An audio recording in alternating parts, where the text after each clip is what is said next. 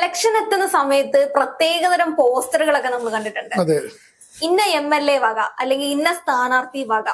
അപ്പോ ഇതേപോലെ ഒരു വളരെ രസകരമായിട്ടുള്ള ഒരു ബോർഡാണ് കണ്ണൂർ ഇപ്പൊ കാണുന്നത്.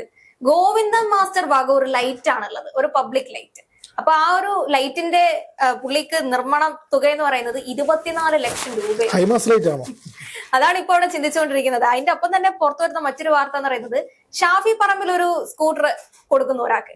അപ്പൊ അതിനകത്തിലും ഇതേപോലെ ഒരു ബോർഡ് വെച്ചിട്ടുണ്ട്, ഷാഫി പറമ്പിൽ MP വക. അപ്പൊ പുള്ളി പറയുന്നുണ്ട് ഈ ബോർഡ് എടുത്ത് മാറ്റണമെന്ന്.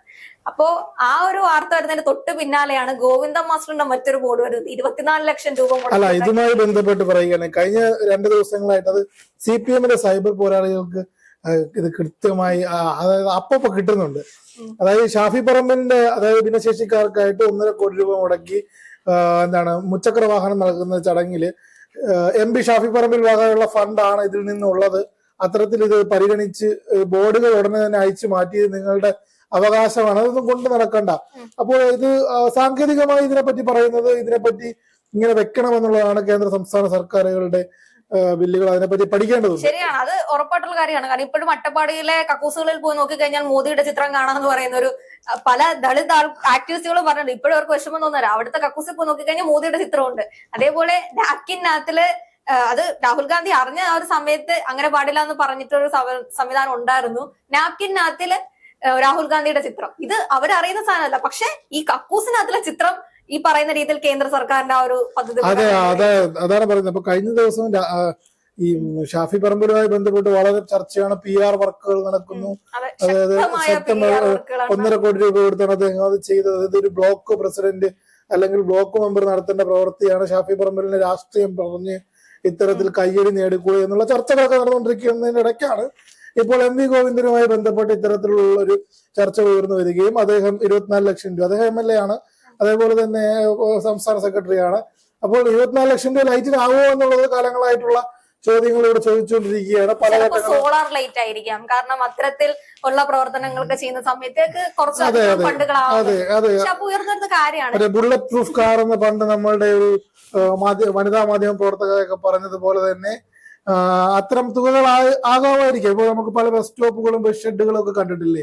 ഇന്ന MLA വക 40 ലക്ഷം രൂപ ഉപയോഗിച്ച് നിർമ്മിച്ചത്, ചെന്നാലൊട്ടിരിക്കാൻ പറ്റുമോ? അതുമില്ല, മഴ ചെയ്താൽ തലയിൽ വെള്ളം വീഴും. നമ്മുടെ ഇവിടെ ഒരു കാലത്തെ പ്രധാന ട്രോളുകൾ എന്ന് പറയുന്നത് നമ്മുടെ കേരളത്തില് അങ്ങോളം ഇങ്ങോളം ജില്ലകളിലെ ഓരോ ബസ് സ്റ്റോപ്പുകളും അതിന്റെ മുകളിലുള്ള ഈ തുക നിർമ്മിച്ചുണ്ടാക്കിയ ബസ് സ്റ്റോപ്പുകളുടെ ഒരു സംവിധാനത്തെ പറ്റിയിട്ടുള്ളതായിരുന്നു. ഒന്ന് ഇരിക്കാൻ പോലും പറ്റാത്ത ചില കമ്പികൾ മാത്രമുള്ള ചില സ്ഥലങ്ങളുണ്ട്. അവിടെയൊക്കെ ഈ 50 ലക്ഷവും 1 കോടിയുടെ ഒക്കെ കണക്കുകൾ കാണുമ്പോൾ ഏത് രീതിയിലാണ് നിർമ്മിച്ചതെന്ന് നമുക്ക് ചോദ്യം ചെയ്യേണ്ടതായിട്ട് വരുന്ന ഒരു സാഹചര്യം ഉണ്ടായിരുന്നു.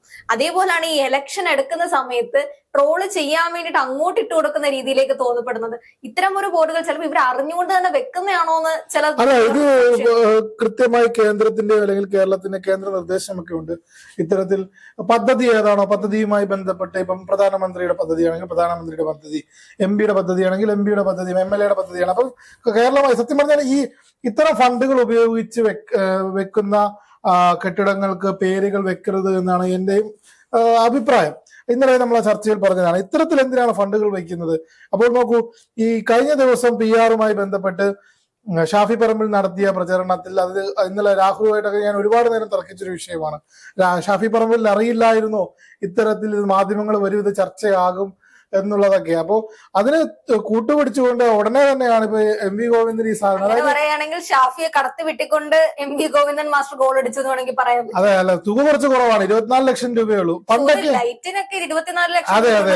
അതെ, അല്ല, നേരത്തെയൊക്കെ ആണെങ്കിൽ ആലോചിച്ച് നോക്കിയാൽ നേരത്തെ ഒരു കഴിഞ്ഞ കുറച്ച് കാലങ്ങളുമായി CPM-ന്റെ സൈബർ വിഭാഗം ഭയങ്കര ശക്തമാർജിക്കുന്ന ഒരു കാലഘട്ടമായിരുന്നു, ഭയങ്കര ശക്തമായിരുന്നു. അതായത് അപ്പോഴെപ്പോഴും സാധനങ്ങൾ സ്കൂട്ടൺ ചെയ്യുന്നു, വാട്സപ്പിൽ വരുന്നു, ഫേസ്ബുക്കിൽ വരുന്നു, സോഷ്യൽ മീഡിയ പറയുന്നു. പക്ഷെ ഈ ഒരു കാലഘട്ടത്തിൽ നോക്കൂ, യാതൊരുവിധ ദയാദാക്ഷിണ്യവുമില്ലാതെ കോൺഗ്രസിന്റെ സൈബർ ടീം അങ്ങനെ ആയിട്ടുണ്ട്. ഇപ്പോ ഷാഫി പറമ്പിനെതിരെ ഒരു സാധനം വന്നു സൈബർ, അപ്പോൾ കൃത്യമായി MP ഗോവിന്ദനുമായി ബന്ധപ്പെട്ട് എവിടെയാണ് ലൂപ്പുകളുള്ളത്, എവിടെയാണ് ഇത്തരത്തിൽ സാധനങ്ങളുള്ളത്. അതായത് ഷാഫി പറമ്പിലിനെ തൊട്ടപ്പോഴത്തേക്കും ഉടനെ ഒരു CPM-ന്റെ സംസ്ഥാന സെക്രട്ടറിയുടെ ഒരു ലൂപ്പുകൾ കണ്ടെത്തിയിരിക്കുന്നു, അവിടെ കയറി അടിച്ചിരിക്കുന്നു, അത് പ്രചരണമാക്കിയിരിക്കുന്നു. അത് പോസ്റ്റുകളിലും വാളുകളിലും നിറയുന്നത് കൊണ്ടല്ലേ നമ്മൾ ചർച്ചയായിട്ട് എടുക്കുന്നതും അതിനെപ്പറ്റി ചർച്ച ചെയ്യുന്നതും. സ്ഥാനാർത്ഥികളുടെ അല്ലെങ്കിൽ ഇപ്പോ ഗോവിന്ദ മാസ്റ്ററോടൊപ്പം തന്നെ ഞാൻ കണ്ടതാണ് അതേപോലെ 2 സ്ഥാനാർത്ഥികളുടെ ബോർഡിനോടൊപ്പം അവർ കൊടുത്ത സംഭാവനകളുടെ ഒരു ലിസ്റ്റ് കൂടെ അപ്പുറത്ത് ബോർഡിന്റെ കൂട്ടത്തിൽ വെച്ചേക്കുന്ന ഒരു രീതി, അതും ഇപ്പൊ ട്രോൾ ചെയ്യപ്പെട്ടുകൊണ്ടിരിക്കുകയാണ്.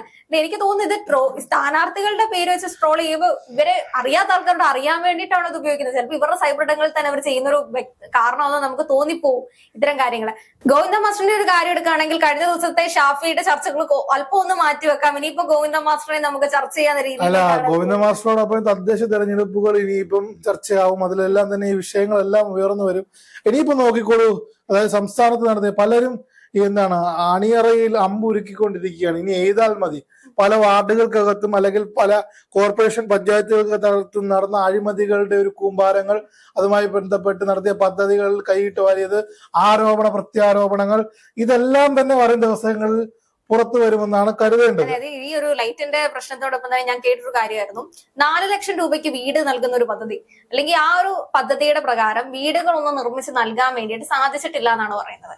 അപ്പം ഇതും അതിന്റെ കൂടെ ചേർത്ത് വെക്കാൻ കാരണം ഈ ഒരു പദ്ധതിയും അതോടൊപ്പം തന്നെ ഈ ഒരു കാര്യവും ഒരുമിച്ച് നടന്നൊരു കാര്യമാണ്. പക്ഷെ ഇപ്പുറത്ത് ലൈറ്റിന് വേണ്ടി ചെലവാക്കിയ ഒരു 24 ലക്ഷം രൂപ ചിലപ്പോൾ ഇപ്പുറത്ത് നൽകില്ലെങ്കിൽ ഒരു 10-20 പേർക്ക് വീട് കിട്ടിയേനെ, അല്ലെങ്കിൽ അവർക്ക് അതൊരു സഹായമായേനെ എന്നൊരു തലത്തിലും ചർച്ചകൾ ഉയർന്നു വരുന്നുണ്ട്. അപ്പൊ ഇങ്ങനെ വരുന്ന സമയത്ത് ഇത് CPM-ന് ഒരു എതിരായിട്ടുള്ള, അല്ലെങ്കിൽ അവർക്കെതിരെ നമുക്ക് ഉപയോഗിക്കാൻ, ബാക്കിയുള്ള കക്ഷി പാർട്ടികൾക്കാണെങ്കിൽ ഉപയോഗിക്കാൻ പറ്റുന്ന ഒരു ആയുധമാക്കി അവർക്ക് മാറ്റാൻ സാധിക്കില്ലേ?